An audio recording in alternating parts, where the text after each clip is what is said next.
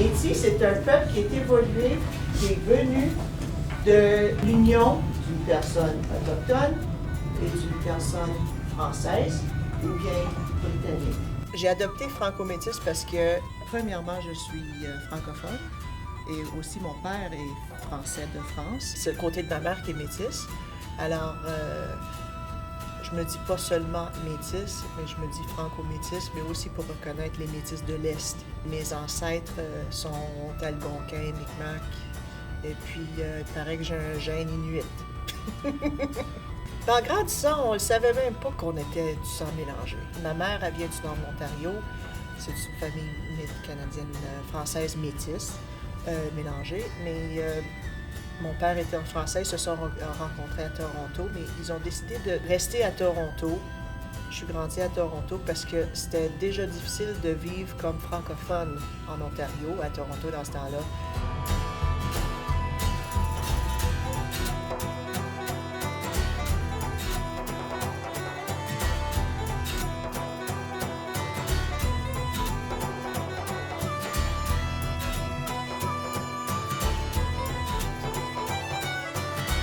Alors, on ne le savait pas en grandissant qu'on était du peuple métis. À travers les années, ma mère elle faisait des choses comme elle mettait des tresses dans les cheveux pour essayer d'avoir des petits liens, des petites histoires. De temps en temps, on se faisait raconter des petites histoires juste pour au moins en savoir un petit peu sans nous le faire dire.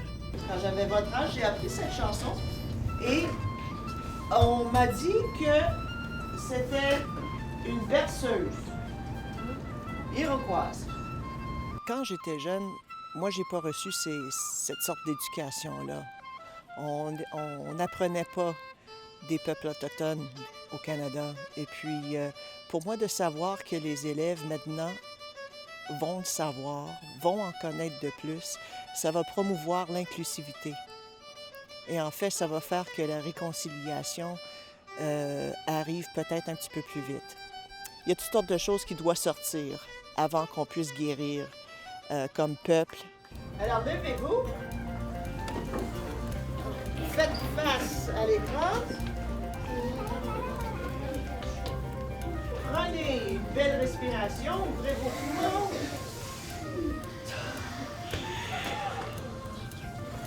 OK, vous êtes prêts?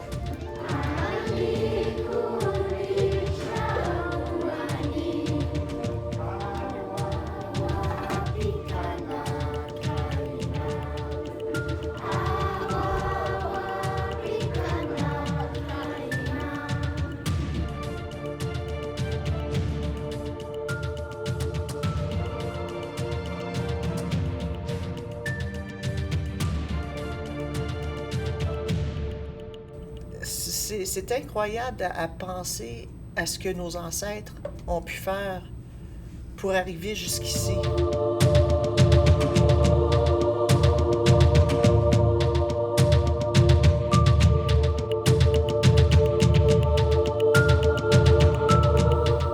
Jusqu'à où on est au présent. Et puis, alors oui, il faut être fier. Mais avec les Métis, c'est moderne. C'est une évolution d'un peuple moderne. Alors, en voyant ce qui se passe avec les Métis, avec l'évolution de la langue, avec l'évolution des arts, pouvoir prendre des éléments de deux différentes cultures, puis les mélanger tellement bien là, que ça fait quelque chose de nouveau. C'est fascinant, ça, voir l'évolution d'un peuple. Plusieurs raisons pourquoi j'ai un désir de partager la culture, c'est parce que en 8e année, j'étais à l'école francophone catholique à Toronto. Et à ce temps-là, je savais qu'on avait de la parenté qui était de la Six Nations à côté de Bradford.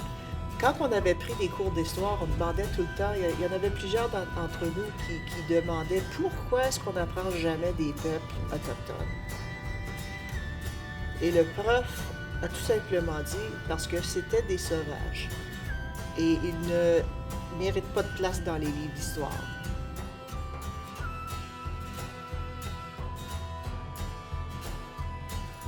Je sais qu'on n'est pas sauvages. Puis je sais que tous ces gens-là, c'était pas des sauvages non plus. Puis il y a une richesse, il y a tellement de richesse avec tous ces peuples-là, la diversité, qui mérite d'être dans les livres d'histoire.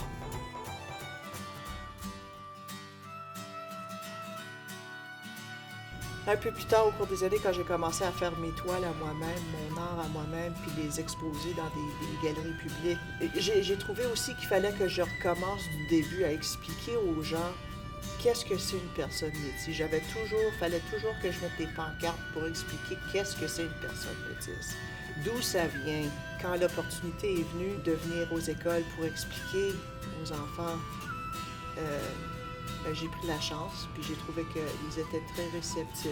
C'est ça qui est beau avec les enfants. Ils sont curieux, ils sont ouverts, ils veulent savoir. Rentrant dans les écoles, on montre les enfants, ils sont ouverts, ils aiment ça, c'est amusant, c'est plus facile. Et puis là, on pourra changer l'histoire du Canada comme ça.